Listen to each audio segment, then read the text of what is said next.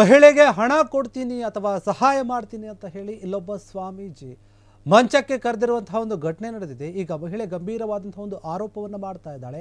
Swamiji sites ಕೊಡಿಸ್ತೀನಿ ಅಂತ ಹೇಳಿ ನನ್ನ ಹತ್ರ ಹಣ ಇಸ್ಕೊಂಡಿದ್ದಾನೆ, ಹಣ ಕೂಡ ವಾಪಸ್ ಕೊಡ್ತಾ ಇಲ್ಲ, ವಾಪಸ್ ಕೇಳಿದರೆ ನನ್ನ ಮಂಚಕ್ಕೆ ಬಾ ಅಂತ ಹೇಳಿ ಕರಿತಾ ಇದ್ದಾನೆ ಅಂತ ಹೇಳಿ ಈಗ ಮಹಿಳೆ ಗಂಭೀರವಾದಂತಹ ಒಂದು ಆರೋಪವನ್ನು ಮಾಡ್ತಾ ಇದ್ದಾಳೆ. ಸ್ವಾಮೀಜಿ ಮಹಿಳೆಗೆ ಕಿರುಕುಳವನ್ನು ಕೊಡ್ತಾ ಇದ್ದಾನೆ, ಲೈಂಗಿಕವಾದಂತಹ ಒಂದು ಕಿರುಕುಳದ ಆರೋಪ ಕೇಳಿ ಬರ್ತಾ ಇದೆ. ಈ ಒಂದು ವಿಚಾರವಾಗಿ ಮಂಚಕ್ಕೆ ಬಂದರೆ ಸೈಟ್ ತೆಗೆದು ಕೊಡಿಸ್ತೀನಿ ನಿನಗೆ ಹಣವನ್ನು ಸಹಾಯ ಮಾಡ್ತೀನಿ ಅಂತ ಹೇಳ್ತಾ ಇದ್ದಾನೆ. ರೂಮ್ಗೆ ಬಂದರೆ ಮಾತ್ರ ಹಣ ಕೊಡ್ತೀನಿ ಅಂತ ಫೋನ್ನಲ್ಲಿ ಸ್ವಾಮೀಜಿ ಮಾತನಾಡಿದ್ದಾರೆ. ಆ ಆಡಿಯೋ ಕೂಡ ವೈರಲ್ ಆಗ್ತಾ ಇದೆ. ಬೇಲಕೋಟೆ ಮಹರ್ಷಿ ವಾಲ್ಮೀಕಿ ಮಹರ್ಷಿ ಗುರುಕುಲ ಪೀಠದ ಸ್ವಾಮೀಜಿ ಮಾತನಾಡ್ತಾ ಇರುವಂತಹ ಮಾತುಗಳು ಅಂತ ಹೇಳಲಾಗ್ತಾ ಇದೆ. ಪ್ರತಿನಿತ್ಯವೂ ಕೂಡ ಫೋನ್ ಮಾಡಿ ಕಿರುಕುಳ ನೀಡ್ತಾ ಇದ್ದು ನಿಂದನೆ ಕೂಡ ಮಾಡಿದ ಅಂತ ಮಹಿಳೆ ಆರೋಪ ಮಾಡ್ತಾ ಇದ್ದಾಳೆ. ಹಲವು ಬಾರಿ ಆಡಿಯೋ ವಿಡಿಯೋ ಕಾಲ್ಗಳು ಮಾಡಿ ಮಹಿಳೆಗೆ ಲೈಂಗಿಕ ಕಿರುಕುಳ ಕೊಡ್ತಾ ಇದ್ದಂತೆ ಸ್ವಾಮೀಜಿ ಆಡಿಯೋ ವಿಡಿಯೋ ಡಿಲೀಟ್ ಮಾಡುವಂತೆ ಮಹಿಳೆಗೆ 50,000 ಹಣದ ಆಮಿಷವನ್ನು ಕೂಡ ಒಡ್ಡಿದ ಆರೋಪ ಕೇಳಿ ಬರ್ತಾ ಇದೆ. ಬ್ರಹ್ಮಾನಂದ ಗುರೂಜಿ ಏನಿದ್ದಾರೆ ಅವರು ಮಾತನಾಡಿರುವಂಥ ಆಡಿಯೋ ವಿಡಿಯೋಗಳು ಮಹಿಳೆಯ ಬಳಿ ಇವೆ, ಫೋನ್ನಲ್ಲಿ ಸೆರೆ ಹಾಕಿವೆ, ರೆಕಾರ್ಡ್ ಆಗಿವೆ. ಮಹಿಳೆ ಒಂಟಿಯಾಗಿ ಮನೆಯಲ್ಲಿದ್ದಾಗ ಕೂಡ ಮನೆಗೆ ಹೋಗಿ ಕಿರುಕುಳ ಕೊಡ್ತಾ ಇದ್ದಾರೆ ಎನ್ನುವಂಥ ಆರೋಪ ಕೇಳಿ ಬರ್ತಾ ಇದೆ. ಈ ಸಂಬಂಧ ಪೊಲೀಸ್ ಠಾಣೆಗೆ ಆಡಿಯೋ ವಿಡಿಯೋ ಸಮೇತವಾಗಿ ದೂರು ಕೊಟ್ಟಿದ್ದಾಳೆ ಮಹಿಳೆ. ದೂರು ಕೊಟ್ಟರೂ ಕೂಡ ನ್ಯಾಯ ಸಿಗ್ತಾ ಇಲ್ಲ ಅಂತ ಹೇಳಿ ಮಹಿಳೆ ಅಳಲನ್ನು ತೋಡಿಕೊಂಡಿರುವಂಥದ್ದು. ನನಗೆ ಕಾಟ ಕೊಟ್ಟು ನನ್ನ ಗುರೂಜಿ ಈ ರೀತಿಯಾಗಿ ಮಾಡ್ತಾ ಇದ್ದಾರೆ ಅಂದರೆ ಗುರೂಜಿ ವಾಪಸ್ ದೂರು ಕೊಟ್ಟಿದ್ದಾರಂತೆ. ನನಗೆ ಕಾಟ ಕೊಡ್ತಾ ಇದ್ದಾಳೆ ಆ ಮಹಿಳೆ ಅಂತೇಳಿ ಆ ಹೆಂಡತಿ ಮೂಲಕ ಗುರೂಜಿ ದೂರು ಕೊಟ್ಟಿದ್ದಾರೆ ಪ್ರತಿಯಾಗಿ.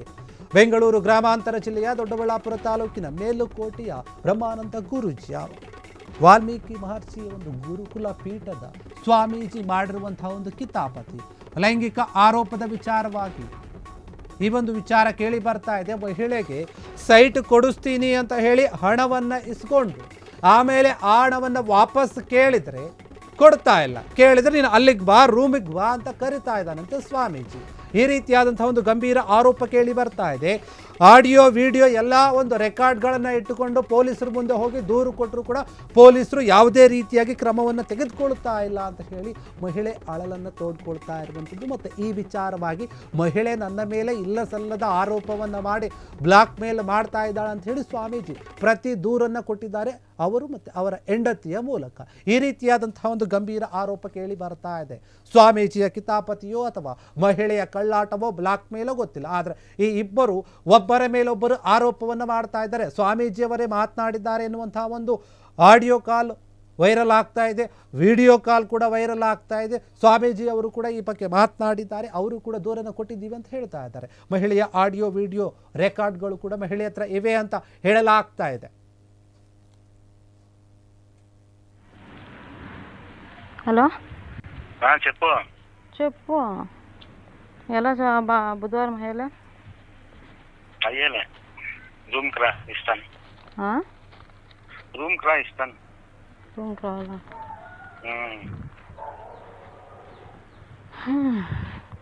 సరే వాపస్ ఇప్పించి పోనీ అడుగుపోతే పోయి ఇస్తా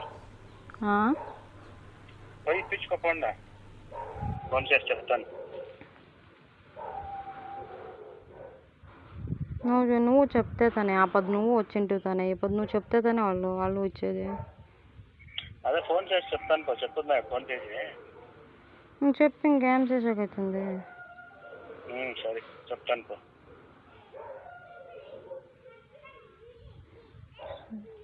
నువ్వు ఇచ్చేళ్తా దుడ్లు రూమ్కి రా వస్తావా?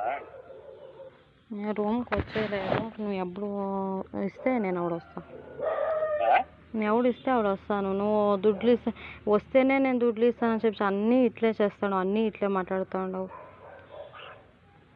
అంటే నేను అట్లే మాట్లాడేది, నాకేం ఫ్రీగా ఇచ్చా తిక్కలా నీకే? ఫ్రీగా నాకేం ఫ్రీగా దుడ్లకు మాత్రం నేను కావాలా? నీకు ఎంజాయ్ చేసేకి నక్కుని అందరితో మాట్లాడక వేరే వాళ్ళు కావాలా? నేనేం చేయాలి నీకు దుడ్లు? పోనీ ఇట్లా వాళ్ళని చెప్పు.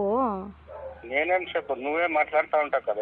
మాట్లాడతాను మా అమ్మ నాకు ఎవరితో ఎట్లా మాట్లాడుతూ ఉంటావు తెలుసు నాకు.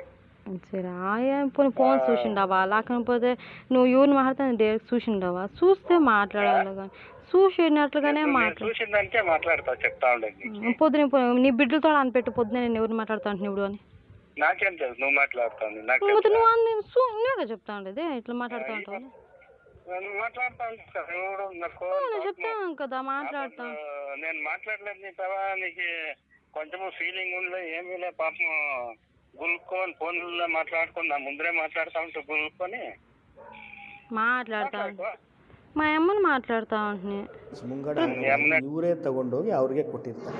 ನನ್ನ ಕೈಗೆ ₹1 ಕೊಟ್ಟಿರಲ್ಲ. ಮತ್ತು ನೆಕ್ಸ್ಟ್ ಡೇನೇ ಒಂದು ತೀರ್ಮಾನ ತಗೊಳುತ್ತೆ ಏನಂದರೆ ಸ್ಟಾಪ್ ಮಾಡ್ತಾರೆ. ಈ ಖಾತೆಗಳು ಸ್ಟಾಪ್ ಮಾಡಿದ್ರಿಂದ ರಿಜಿಸ್ಟ್ರೇಷನ್ಸ್ ಆಗೋದಿಲ್ಲ ಸೈಟ್ಸು. ಸೊ ಅದು ಹಾಗೆ ಪೆಂಡಿಂಗ್ ಆಗುತ್ತೆ. ಇವರು ₹2 ಲಕ್ಷ 11 ಲಕ್ಷಕ್ಕೆ ₹2 ಲಕ್ಷ ಇವ್ರ ಹತ್ರ ಶಾರ್ಟೇಜ್ ಬರುತ್ತೆ. ಆ 2 ಲಕ್ಷನ ನನ್ನ ಹತ್ರ ಬಂದು ಕೇಳ್ತಾರೆ. ನಾನು ಹೇಳಿದೆ ನೋಡಿ ಸದ್ಯಕ್ಕೆ ನನ್ನ ಹತ್ರ ಯಾವುದೂ ಅಮೌಂಟ್ ಇಲ್ಲ, ಆ ಥರ ಏನಾದರೂ ಅಮೌಂಟು ಹೇಗೂ ಈ ಖಾತೆಗಳು ಸ್ಟಾಪ್ ಮಾಡಿದ್ದಾರೆ, ಅಷ್ಟರೊಳಗಡೆ ಏನಾದರೂ ಅಡ್ಜಸ್ಟ್ ಆದರೆ ನಾನು ಕೊಡ್ತೀನಿ, ಇಲ್ಲಾಂದರೆ ನೀವು ಬೇರೆ ಎಲ್ಲನೂ ಅಡ್ಜಸ್ಟ್ ಮಾಡ್ಕೊಂಡು ತಗೊಳ್ಳಿ ಅಂತ ಹೇಳ್ತೇನೆ. ಅವರು 3-4 ತಿಂಗಳಾದಮೇಲೆ ಈ ಖಾತೆಗಳು ಇದಾಗೋದಿಲ್ಲ. ಅವ್ರೇನು ಮಾಡ್ತಾರೆ, ಇಲ್ಲ ನಮ್ಗೆ ಅಮೌಂಟ್ ವಾಪಸ್ ಕೊಡಿಸ್ಬಿಡಿ ಅಂತ. ನಾನು ಅವ್ರಿಗೆ ಹೇಳ್ತೀನಿ ನೋಡಿ ಅವ್ರಿಗೆ ಸೈಟ್ ಬೇಡವಂತೆ ವಾಪಸ್ ಕೊಟ್ಬಿಡಿ ಅಂತ. ಅವರೇ ಖುದ್ದಾಗಿ ಇವ್ರ ಮನೆ ಹತ್ರ ಬಂದು ದುಡ್ಡನ್ನು ವಾಪಸ್ ಕೊಟ್ಬಿಟ್ಟು ಹೋಗಿರ್ತಾರೆ. ಸೊ ಅಲ್ಲಿಗೆ ಮುಗಿಯುತ್ತೆ ವ್ಯವಹಾರ ಅದು. ಬಟ್ ಇವ್ರಿಗೂ ಈ ಮಹಿಳೆ ಏನಿದ್ದಾರೆ ಬೇಕು ಅಂತ ನನ್ನ ವಿರುದ್ಧ ಷಡ್ಯಂತ್ರ ಮಾಡಿ ಇವ್ರ ಹತ್ರ ದುಡ್ಡು ತುಂಬ ಇದೆ ಅಂತ ಊಹೆ ಮಾಡಿಕೊಂಡು ಹೇಗಾದರೂ ಮಾಡಿ ಇವ್ರ ಹತ್ರ ಹಣ ಲಪಟಾಯಿಸಲೇಬೇಕು ಅಂತ ಹೇಳ್ಬಿಟ್ಟು ನನ್ನ ಹತ್ರ ಈ ಕ್ಲೋಸಾಗಿ ಮಾತಾಡೋಕ್ಕೆ ಸ್ಟಾರ್ಟ್ ಮಾಡ್ತಾಳೆ. ನಾನೇನು ಮಾಡ್ತೀನಿ, ಇವ್ರು ಯಾವಾಗ ಕ್ಲೋಸಾಗಿ ಮಾತಾಡೋಕ್ಕೆ ಸ್ಟಾರ್ಟ್ ಮಾಡ್ತಾರೋ ನಾನು ಇವರ ನಂಬರ್ಗಳನ್ನು ಎತ್ತೋದಿಲ್ಲ, ಬ್ಲ್ಯಾಕ್ ಲಿಸ್ಟ್ಗೆ ಹಾಕ್ತೀನಿ. ಇವ್ರ ನಂಬರ್ ಎತ್ತದೇ ಇದ್ದಾಗ ಬೇರೆ ಬೇರೆ ನಂಬರ್ಗಳಿಂದ ನನಗೆ ಫೋನ್ಗಳನ್ನು ಮಾಡ್ತಾರೆ. ಆ ನಂಬರ್ಗಳು ಎತ್ತದೇ ಹೋದಾಗ ಇವರು ಫೇಸ್ಬುಕ್ಕಲ್ಲಿ ಮೆಸೆಂಜರಲ್ಲಿ ಮೆಸೇಜ್ ಹಾಕಿದ್ದಾರೆ ನನಗೆ, ಸಾರಿ ಪ್ಲೀಸ್ ಕಾಲ್ ಮೀ ಅಂತೇಳಿ ತುಂಬ ಮೆಸೇಜ್ಗಳು ಹಾಕಿದ್ದಾರೆ. ಕೆಲವು ವಾಯ್ಸ್ ಮೆಸೇಜ್ಗಳನ್ನು ವ್ಯಾಟ್ಸಪ್ಪಲ್ಲಿ ಕೂಡ ಹಾಕಿದ್ರು, ಅವೆಲ್ಲ ನಾನು ಡಿಲೀಟ್ ಮಾಡಿಬಿಟ್ಟಿದ್ದೀನಿ. ದಯವಿಟ್ಟು ಮಾತಾಡಿ ನನ್ನ ಹತ್ರ ಮಾತಾಡಿ ಅಂತೇಳಿ ವಾಯ್ಸ್ ಮೆಸೇಜ್ಗಳನ್ನು ನಾನು ಡಿಲೀಟ್ ಮಾಡಿದ್ದೇನೆ. ಬಟ್ ಇವರು ತೋರಿಸ್ದೆ ಬರೀ ನಾನೇ ಮಾತಾಡಿದ್ದೀನಿ ಅವ್ರ ಹತ್ರ, ನಾನೇ ಅಪ್ರೋಚ್ ಮಾಡ್ಕೊಂಡು ಅವ್ರ ಮೇಲೆ ಕಿರುಕುಳ ಕೊಡ್ತೀನಿ ಅನ್ನೋ ರೀತಿಯಲ್ಲಿ ವಿಡಿಯೋಗಳನ್ನು ಸೃಷ್ಟಿ ಮಾಡಿ ಸಾಮಾಜಿಕ ಜಾಲತಾಣಗಳಲ್ಲಿ ಮಾಧ್ಯಮಗಳಲ್ಲೆಲ್ಲ ಹಾಕ್ತಿದ್ದಾರೆ. ಇದು ಶುದ್ಧ ಸುಳ್ಳು, ಫೇಕ್ ವಿಡಿಯೋಸ್. ಆಮೇಲೆ ಆಡಿಯೋ ಒಂದು ಇದೆ, ಆಡಿಯೋದಲ್ಲಿ ನೀವು ಅದೇ ರೂಮಿಗೆ ಬಾ 5,000 ಕೊಡ್ತೀನಿ ಅನ್ನೋ ಒಂದು ಆಡಿಯೋ ಇದೆ ತೆಲುಗಲ್ಲಿ. ಅದು ಆಡಿಯೋ ನಿಮ್ಮದೇನಾ ಅಥವಾ ಬೇರೆನಾ? ಇಲ್ಲ, ನಂದು ಆಡಿಯೋ ನಾನು. ಈ ಸ್ವಾಮೀಜಿಯವ್ರು ಎಷ್ಟು ಒಳ್ಳೆಯವ್ರು ಗೊತ್ತಾ, ಒಂದು 5,000 ಕಾಸು ಕೊಡ್ತೀನಿ ರೂಮಿಗೆ ಬರ್ರಿ ಅಂತ ಕೇಳೋ ಸ್ವಾಮೀಜಿಯವರು. ಅದಕ್ಕೆ ಎಲ್ಲರಿಗೂ ಶೇರ್ ಮಾಡಿ, ನಾನು ಅದು ಮಾತಾಡಿರೋದು ವಿಡಿಯೋ ಸಮೇತ ಐತೆ ಹಾಕ್ತೀನಿ, ಎಲ್ಲರಿಗೂ ಶೇರ್ ಮಾಡಿ ಕಮೆಂಟ್ ಮಾಡಿ ಪ್ಲೀಸ್. ನನಗೋಸ್ಕರ ಒಂದು ಹೆಣ್ಣುಡುಗಿಗೋಸ್ಕರ ಯಾವುದೇ ಕಾರಣಕ್ಕೂ ಇನ್ನೊಬ್ಬ ಹುಡುಗಿ ಸವಾಸಕ್ಕೆ ಹೋಗಬಾರ್ದು. ಅದಕ್ಕೋಸ್ಕರ ನಾನು ಈ ವಿಡಿಯೋ ಮಾಡ್ತಾ ಇದ್ದೀನಿ. ಅವ್ರು ಮಾತಾಡಿರೋದು ವಿಡಿಯೋ ಹಾಕ್ತೀನಿ, ಎಲ್ಲರಿಗೂ ಶೇರ್ ಮಾಡಿ ಪ್ಲೀಸ್. ಸ್ವಾಮೀಜಿ ವಿರುದ್ಧ ಒಂದಷ್ಟು ಗಂಭೀರ ಆರೋಪ ಮಾಡ್ತಿದ್ದಾರೆ, ಲೈಂಗಿಕ ಕಿರುಕುಳ ಕೊಟ್ಟಿದ್ದಾರೆ ಅಂತ ಆರೋಪ ಮಾಡ್ತಿದ್ದಾರೆ. ನೀವು ಕಂಡ ಸ್ವಾಮೀಜಿ ಹೆಂಗೆ ಸರ್? ನಮ್ಮ ಸ್ವಾಮೀಜಿಗಳು ಮಾತ್ರ ಯಾವತ್ತಿದ್ರೂ ಎಲ್ರಿಗೂ ಒಳ್ಳೇದು ಮಾಡ್ತಾರೆ. ಅವ್ರು ಯಾವತ್ತೂ ಯಾವುದೋ ಒಂದು ಆರೋಪ ಇಲ್ಲ, ಯಾರಿಗೂ ಒಂದು ಕೆಟ್ಟದ್ದು ಬಯಸಿಲ್ಲ. ಎಲ್ರಿಗೂ ಒಳ್ಳೇದು ಮಾಡ್ತಾರೆ, ಇದಂತೂ ಸತ್ಯ. ಆ ಹುಡುಗಿ ಮಾಡಿರೋದು ಆರೋಪ ತಪ್ಪದು, ಆ ಥರ ಮಾಡಬಾರ್ದು. ದಯವಿಟ್ಟು ಅರ್ಥ ಮಾಡ್ಕೊಳ್ಳಿ. ನಾನು ಇದೇ ನಿಮ್ಮ ಹತ್ರ ರಿಕ್ವೆಸ್ಟ್ ಮಾಡ್ತೀನಿ. ಏನು ಉದ್ದೇಶ ಇರ್ಬೋದು ಹಂಗಾದ್ರೆ ಸರ್? ಅವರು ಏನು ಗೊತ್ತಾ, ಅವರು ದುಡ್ಡು ಕೀಳಬೇಕು, ಅವ್ರಿಗೆ ದುಡ್ಡು ಬೇಕು, ಆ ಥರ ಮಾಡಿದ್ದಾರೆ ಅಷ್ಟೇ ಸರ್, ಇನ್ನೇನು ಇಲ್ಲ. ಆರೋಪಗಳೆಲ್ಲ ಸುಳ್ಳು ಅಂತೀರಾ? ಹೌದು ಸರ್, ಸುಳ್ಳು. ಕ್ಷಣ ಕ್ಷಣದ ಸುದ್ದಿಗಳಿಗಾಗಿ ಫ್ರೀಡಂ ಟಿವಿ ಸಬ್ಸ್ಕ್ರೈಬ್ ಮಾಡಿ, ಲೈಕ್ ಮಾಡಿ ಹಾಗೂ ಫಾಲೋ ಮಾಡಿ. ಹೊಸ ಸುದ್ದಿಗಳ ನೋಟಿಫಿಕೇಶನ್ಗಾಗಿ ಬೆಲ್ ಐಕಾನ್ ಮೇಲೆ ಕ್ಲಿಕ್ ಮಾಡಿ.